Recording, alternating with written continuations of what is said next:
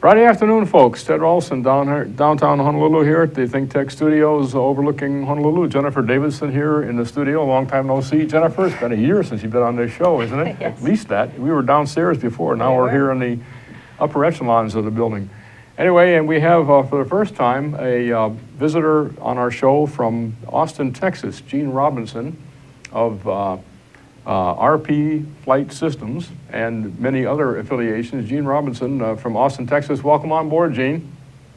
Well, thank you, Ted. Thank you, Jennifer. I'm glad to be here. I wish we could have worked out the technical difficulties with Skype, but hopefully you can hear my voice okay, and we can continue on this way. We absolutely will, and we want to tell the folks watching that first 10-minute blankers we were trying to unscramble the Skype situation, and we finally solved it by a combination of cell phones and pictures and sticky tabs and things. Anyway, Gene, this is what we do to people who we find that are really significant in the UAV game. As soon as we know who they are and meet them, we put them on our show and start the discussion rolling at that point. But this show is called Where the Drone Leads. Used to be Where the Road Leads. Now it's Where the Drone Leads. And the episode we're talking about today is Where the Drone Leads. It leads to better public safety. And Gene Robinson in Austin, Texas is certainly, arguably, the leader in the nation in that aspect of bringing UASs or drones into the world of public safety. So, Gene, we'll have you talk about that in a bit, but just by way of introduction, Jennifer here at NDPTC, which is the most unpronounceable acronym ever invented. It stands for National Disaster Preparedness Training Center. Right. Right? Absolutely. It does, okay. And NDPTC is affiliated with FEMA and University of Hawaii. And Jennifer can describe to us in a minute. But basically, looking at training in emergency situations, and UAS is coming into emergency operations is a big deal. So we've had a few times on the show before that discussion with others, Jennifer and others from NDPTC. But Gene, tell us a little bit about what you do in the world of disaster ops, kind of how you started and where you see it going in terms of UAS or UAV or drone participation in that world.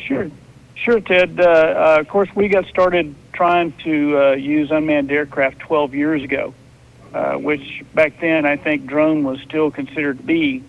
So we've been working at it a little bit while. We've been trying to perfect and trying to get an aircraft that would be robust, that we could take out into the field and that we could use in disaster situations or search and rescue situations. And that's where the flying wing that the Spectra aircraft that we used developed and came from. It was from field use. I've been working with our fire department here in Wimberley, which is just outside of Austin. We have our share of wildland fires. And we always felt the need that eye in the sky would be something that would be very beneficial. So much so that we relied on our air flight and star flight helicopters whenever we could to give us that eye in the sky. Unfortunately, their charter is to be an air ambulance. So if we were in the middle of a fire and they happened to get a call, then they had to leave.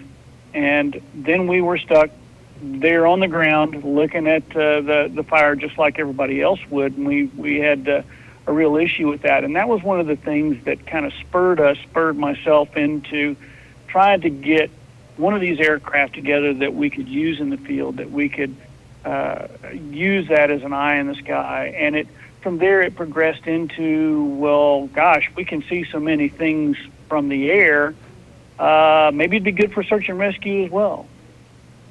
So you actually came at this from the fixed wing or from the manned aircraft side of the house. You came at this from trying to get operations done where you were RFIing or somehow putting a manned aircraft into use, and then that manned aircraft get diverted to some other mission, and you're stuck holding the bag. Is that how we're hearing this?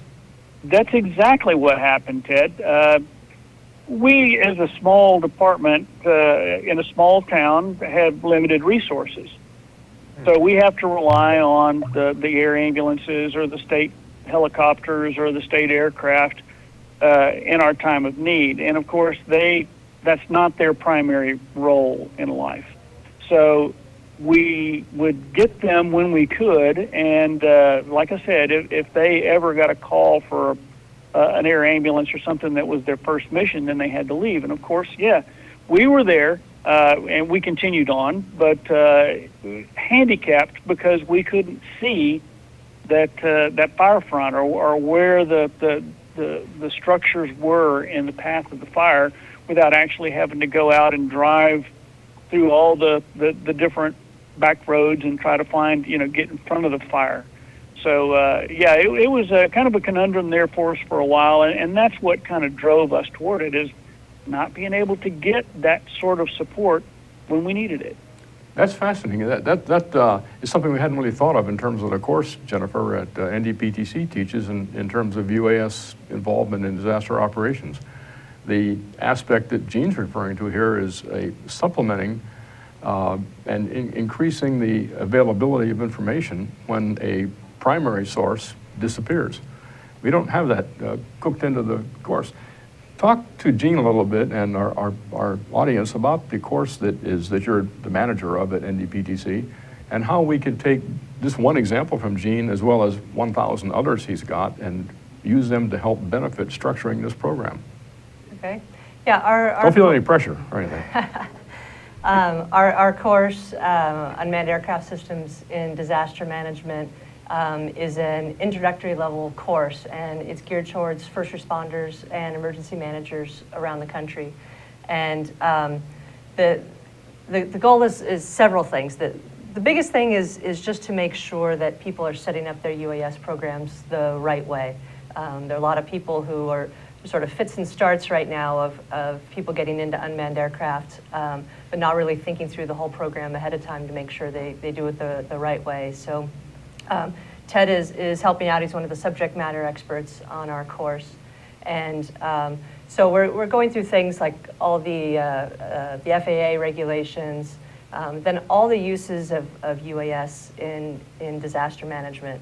Our goal really is ideally to have every fire department, police department, any other first responder, and other is in emergency management, to each have in every town their small unmanned aircraft that immediately after a disaster, or if there's a fire situation like Gene mentioned, or a flood, hurricane, tsunami, whatever it may be, that immediately after you can launch an unmanned aircraft and get instant situational awareness, to get an idea of what the picture is out there, what you're facing, what roads are open, what roads are closed, how you get the first responders in, how you get evacuation routes out, and basically just to get a good picture of exactly what's happening. That's sort of the first step.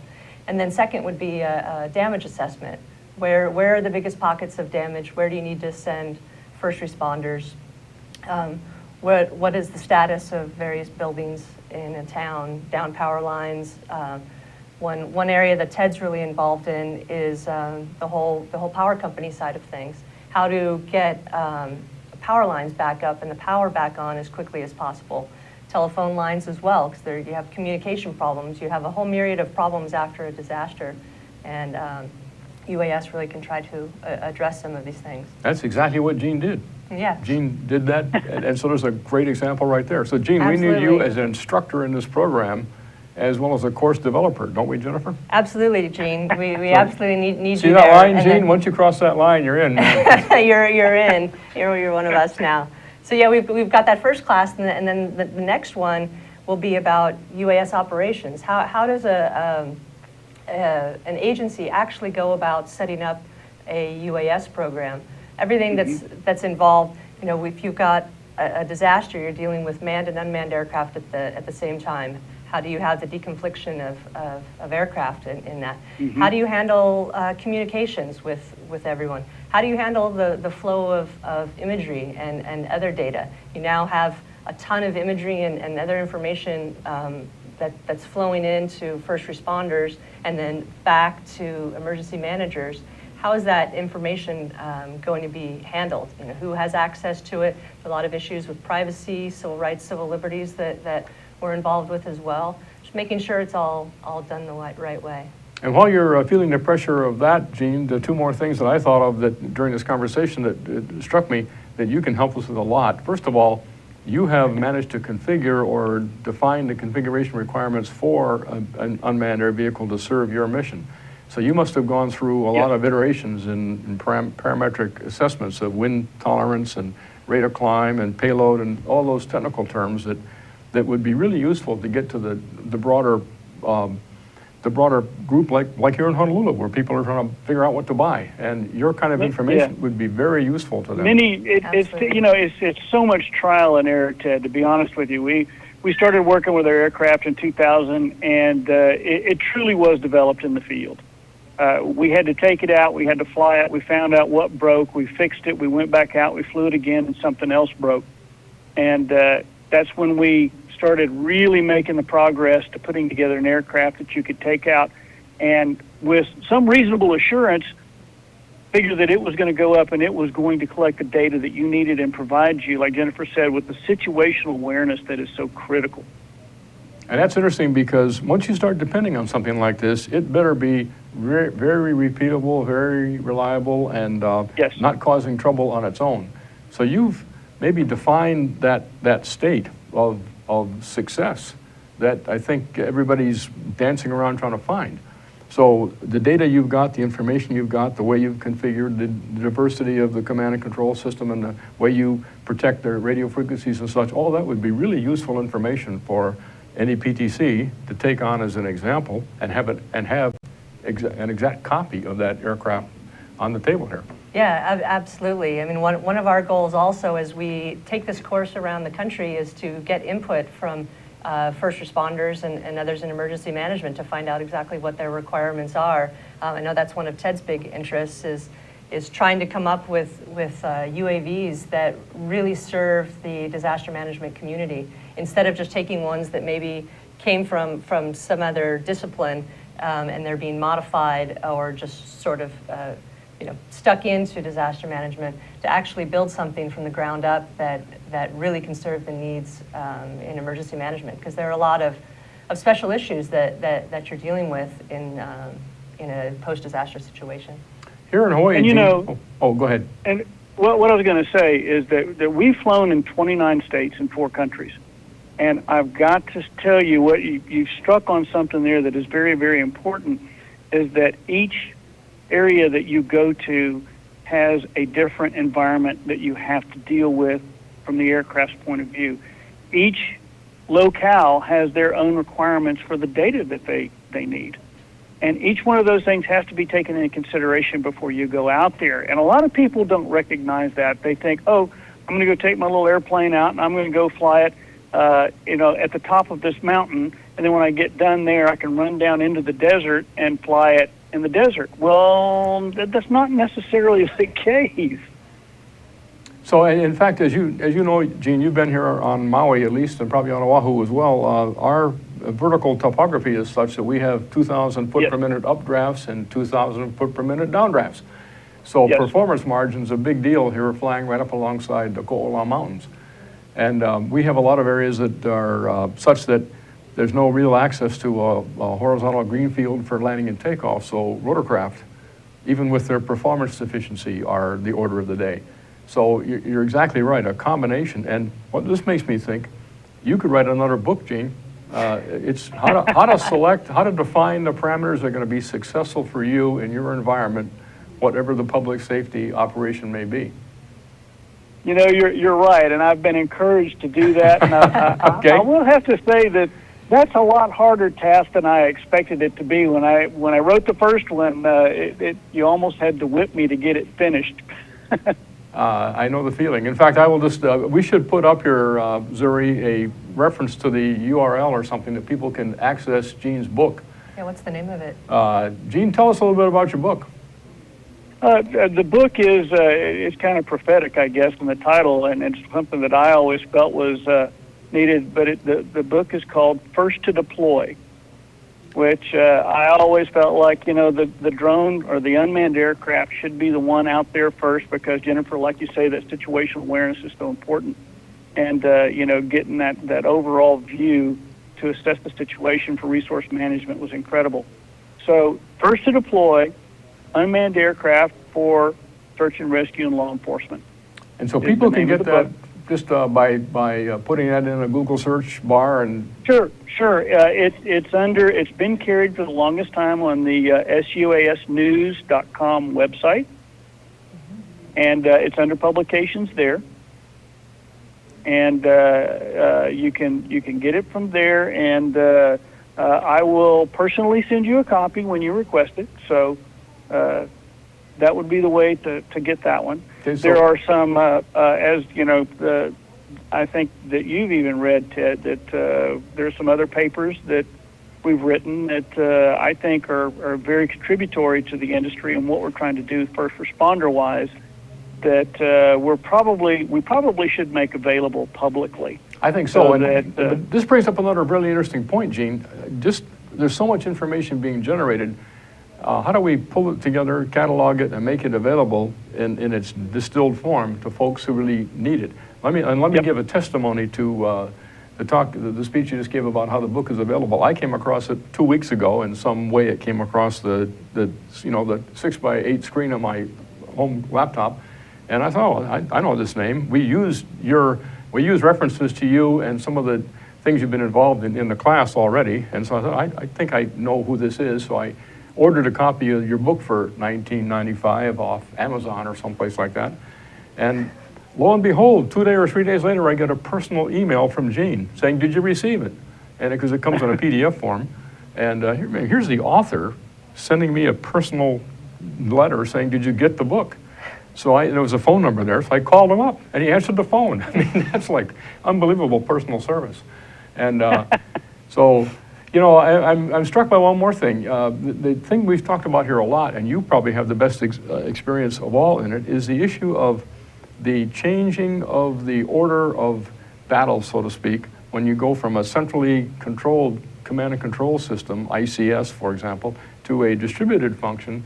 And the more we get UASs out there and ability to analyze information in the two guys in a truck orientation or in the near field, the more we're going to stress the ICS system, because the ICS system is based on almost a militaristic structural flow down of command and guidance. So you're reversing the whole thing by putting that information that's being reacted upon in the hands of the people doing the reaction, and the people back at Central may not even know about it. So I'd like to come back after our first break here and talk a little bit about that social orientation, Gene, what you've been through between, again, the centralized and the emerging decentralized functionality that UASs will promote. I have a very good example of that. Okay, we'll come back in about a minute and pick up that thread. Okay. Hi, I'm Jay Fidel. I'm host of Hawaii, the State of Clean Energy, which is our flagship show, which plays 4 to 5 p.m. every Wednesday. And the supporters of that show are Hawaii Energy Policy Forum and Hawaii Energy. And luckily enough, we have representatives of both of them right here today to tell you more about what they think about the show. Sharon Moriwaki at my left is co-chair of Hawaii Energy Policy Forum, and she goes first. Sharon? Thank you. Thank you, Jay. I'm so glad that we have this Hawaii, the State of Clean Energy. This was 2 years ago when we started this, and we have continued it because it's so important, and there's so many developments happening across the state, and we hope you'll tune in every Wednesday, 4 to 5. It's wonderful. And Ray is Hawaii Energy. Ray, what is your thought about the same subject? Well, I agree completely with Sharon that we are talking about every Wednesday, 4 to 5. We talk about some of the most important subjects that are affecting the islands now and into the future. Energy, clean energy, we need it. We often run into new ideas that we had not thought about before. We did just today, and I think we're going to have more of that in the future. So come on down and watch us 4 to 5 on Wednesdays, and we'll see what happens. We'll see you then. Aloha. Aloha. Live again downtown Honolulu, folks. Ted Ralston here in the studio, Jennifer Davidson joining me, and far away in our southwest affiliate studio of Think Tech Hawaii is Gene Robinson in Austin, Texas. Gene, welcome aboard again, and thanks for joining us. Thank you. Thank you again, Ted.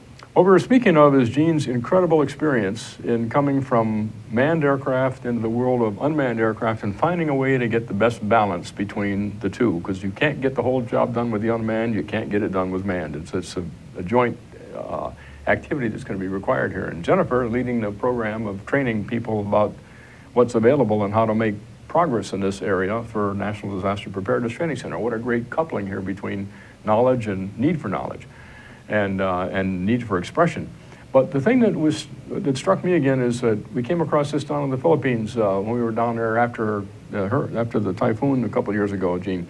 The issue of getting information in the hands of the people who are doing the actual action in real time in a way they've never seen before, and that then disconnecting them and their responses from what may be taking place at some rear area or central area command. So as you've experienced this, I'm sure, how do you see the socialization of this form of decentralized control in a structure that's based on incident command system? Well, a prime example is the floods that we went through here in Central Texas. It was a very concentrated, in my view, a very concentrated area. It's far different from a hurricane where you have a very widespread area. For example, our TFR was 13 miles. There was a 13-mile diameter, which is a fairly small area. But within that area, there were as many as 14 Robinson helicopters, 2 Apache Blackhawks, 2 Jet Rangers, and a number of unmanned aircraft that were out there trying to all occupy the same airspace. And since I was the liaison, if you will, for that particular incident to incident command and a pilot, they said, "Bless you, you're now an air boss." And, Air boss, welcome. Okay. It was one of those things where, suddenly I became responsible to hold down the number of mid-air part swaps that occurred, and we had to deal with the decentralization that you speak of, because we had so many volunteers come in. I think at one point there were 4,000 volunteers that wanted to come in and aid with the recovery effort that went on. They're all using their cell phones. They're taking pictures. They're out trying to coordinate searches or help with searches and this sort of thing. And then we're also in IC, trying to sit in incident command and trying to coordinate state-directed and locally directed resources to the scenes of the worst hit areas. And it really was a problem because we had skilled individuals out there working, which were our sheriff's offices and our first responders, and then we had unskilled people out there. And we made this huge effort to try to get those folks educated as quickly as possible, or at least keep them contained so that they couldn't hinder the operations that were going on by the professionals. And everyone really had their hearts into it, and they wanted to do well. But in the long run, it ended up being a very confusing hierarchical control that really didn't work. So it kind of disrupted the hierarchical control, did it not? It really did. We had to clamp down on things very hard, which frustrated a lot of people because they showed up there to do work. But we had to control it, and it ended up metering sort of, a little at a time we could let them out based on the amount of information that we could get them, and it was education. Jennifer, you know just as well that knowledge is power. And even though you have good intentions, if you don't have the knowledge, then a lot of times you end up being more of a problem than you are a help. And we ended up having to try to educate not only the public that showed up to help, but the coordinators, the public coordinators that came up and said that they were volunteering to help coordinate search efforts because they had never done anything of this nature or this magnitude for that matter. So we know what And- this is telling me, Yeah. if I can interject here for a moment, this tells me that there needs to be a course that deals with how we socialize this form of disruptive technology. Exactly. And whether it's UAV-based information or whether it's social media or some other form we haven't even thought of yet. Exactly. Disruption in the ICS is a subject matter of its own. And we teach ICS 101, 102, 103, 104. We have all those very structured courses. What do you do when something like this shows up? Yeah, absolutely. And I mean, it's a general issue always when you have any kind of emergency, that a lot of volunteers do want to show up and want to help. And they mean well, but the problem is it's overwhelming to the professionals that are already working the scene. And now you've got this new layer of people who have their unmanned aircraft, and they're wanting to go out there and help, and that causes even more disruption because they're trying to get in the air, and then that's limiting the efforts of the unmanned and manned aircraft. So it's definitely a huge issue. But on the other hand, Ted and I have talked in the past before about, could there sometimes be a way where it would actually help to have some of the imagery that individuals with their unmanned aircraft away from the scene might be able to help, maybe just right on their street, be able to offer some of imagery of what's going on there before any first responder can get to their area if they're isolated. So it's kind of a hard thing about how there may be in social media. It's another thing as well. They've been using that a lot in disasters, of people being able to report in what the situation is in their community, and it's how to harness that information. The occasional good information that might be coming from people who are trying to help without that hindering what the professionals I just are had an doing. idea. Oahu is a self-contained entity. It's an island. It's a county and a city all to itself. There are no sub-counties within the island. It's all one authority. We have ICS expressed at the island level here. We, as Honolulu City and County moves into this form of adopting this disruptive technology, the very issues that we're talking about are going to occur, but they're contained. And so this is a great experimental venue for finding out how this is going to work. We need Gene to get on an airplane, come out here, sit down with HFD, HPD, and a few others, and have a week-long workshop on this very subject. Yeah, absolutely. How would we take this kind of disruption and add other things to it into the general world of a centrally controlled system where we're isolated and we can observe what's going on and control it and learn it right here. And then we'll take Gene and Jennifer and figure out what a course looks like that teaches the philosophy, the principles, the fundamentals of managing disruption in a structured environment. How's that? Very much a need. There is very much a need for exactly what you described, Ted, because your professionals, your incident command people, end up having to manage the unprofessional people, which takes away from their ability to be able to do what they're tasked to do. Absolutely. So it's a little bit of a catch-22. So, and they're heavily trained, they're responding to ICS as they should, and the untrained don't necessarily, not to their fault, they just haven't ever been trained. They don't understand, and they don't perceive what the larger picture is that they're disrupting. So if you were to think, Gene, of how you would start off a course of some kind, what kind of fundamental principle would you think of would be in there that would allow the structured ICS to welcome this form of disruption? That is a very global question, Ted, and it would take some thought on that. The one We thing have a that- chance to that- get you on again, Gene. There's no issue there. So we have plenty of chances to get you on and have that very conversation. Well, if you even shrink it down a little bit further, and just for example, say you're on an individual search and rescue. Just take that for Okay. a very small, controlled sort of environment to work in. If you suddenly had 4,000 people show up with their cell phones and they had never done a search of that nature before and have never been in contact with dogs or standard probability of area and probability of detection, missing person techniques, then you have to adjust those people to that. So you're going to have to centralize the the volunteer intake. It's got to be centralized so that you can get the volunteers in and distribute those folks by skill set, or get them educated and get them moved out so that they can assist you. I'm not saying that you shouldn't do that, because I've been on many, many searches where we've used citizen volunteers and they did a yeoman's job. So, But by the same token, I've seen the citizen volunteer also go in and contaminate areas that the professionals couldn't best use their resources. you know what goes through my Yes, sir. mind, Gene? Just hearing this conversation, I just thought of it. RSOI, that term ring a bell with you?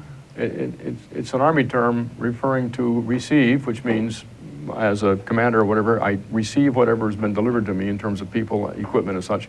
S is structure. Okay, now I've got this, figure out what it is I have, and in the structure, what the credentials are and how long the certifications last, and what the quality of my team is. And then O is onward mobilized to push them off in whatever form they want to get them to the right place in the front. And then I for integrate. Now that they've been received and structured and mobilized, now we deliver them someplace and integrate them into the operating team. So RSOI is a really well-practiced aspect in the Guard and in the military in general. And it would be interesting to take that concept, which is good, and think of how it applies to the civil environment. Ever come across that or thought about that? Yeah, and it would be, especially with the technology that's available today, and how you can do some widely distributed instruction. I think that would be actually an ideal situation to approach it with. And that would be then the structure, the part of the content of this course we just cooked up here for NDPTC. Okay, Right. We're there. Gene, this conversation could go on all night. I tell you, this is so interesting to find a guy who's thinking the way you are and has the experience you've got and is so useful to the rest of us. I have two other burning questions that I really want to put out there, and how much of a chance we have to talk about them, I don't know. But I'm intrigued by this Delta Wing airplane you've got here, or swept wing airplane you've got. Is that available? Are the specs of that available somewhere? Is that something that is now procured at a certain rate, or is that a home? Yes, we are making those here in Texas. Actually, we are trying to move into production, having molds made and that sort of thing. That aircraft was developed for the purpose of public service. It was not designed to fly fast. It was not designed to do aerobatics. It's designed to do one thing, and that's to collect data. And I presume it's foam, so you can land it in the brush if you have to. You don't have to have a green field. And after 50 flights, it won't work with duct tape anymore. You throw it away and put the insides in a new one. That's treat them biological velocity arresters. Okay. Trees, bushes, that sort of thing. And even an intrepid soul, hand caught it when it was coming in. Okay. And as you say, right there in on the islands, and we were out there near Jaws on what is it, Oahu? That's Maui. Maui. Yeah. The first thing that we were met with is that, well, the winds are going to be blowing all the time. You're not going to be able to fly. Well, that is why you use a wing like that, is because we've actually flown on South Padre Island in Texas when Hurricane Alex made landfall, and we were doing coastal flooding studies as they occurred. Now, the aircraft didn't go forward very fast, but it was stable, and it maintained very well in a 50-knot wind. So we didn't have any problem on the islands at all with the vertical geography that you have there, and it worked out pretty well. We actually discovered some things that were very interesting to local authorities there in the course of doing it. I can sort of imagine that. The other question I wanted to ask, and we are running into our time limit here, but the other one is the whole gray area of the emerging and changing and inconsistently understood regulations and such that we're dealing with either at the FAA level, which are emerging and are going to be emerging a lot in 2016, and then every state legislature seems to be in there doing something in terms of local controls. So keeping your tabs and a clear picture on what those gray areas are and where where your clarity to operate is an important issue. Once again, I think NDPTC, Jennifer, don't feel the pressure, but should take that on as something to act as a central clearinghouse. Yeah, Where are we've talked about that before. I We know. have some kind of portal that we can Right. be a collection source of information. It's to distribute dynamic to the and community. pick That's up the change. dynamic, yeah, changing every day. Gary. Yeah, we know you, Gene, from the last 2 years. You guys have been in the news more than once in terms of that gray area. And We explore the gray area a lot there, and you know the best thing that we can do is encourage our regulators and lawmakers to adhere to that June deadline for the Part 107, which we need very badly, and either that or just give us class golf airspace up to 400 feet and let us go. okay. Well, we'll pick up this conversation on some other time when you can give us more of your time, Gene. This is really fascinating discussion, one of the most productive in a short time I've ever had, and we've learned so much from you, and we will count on learning more, and we really have to get your thinking going here on this island as we start forth in public safety for unmanned aircraft operations. So let me ask Jennifer last closing thoughts here as this show comes to the end here. Besides hiring Gene. Yeah, besides bringing Gene on as an instructor and advisor for our next courses, really it's just reaching out to the community. The more that we can keep on doing this with people who are involved with UAS around the country and people who are involved in disaster management, Yes. so everyone can come together and really come up with best practices, standards, Yes. and really come up with the best way to fully integrate UAS into disaster management.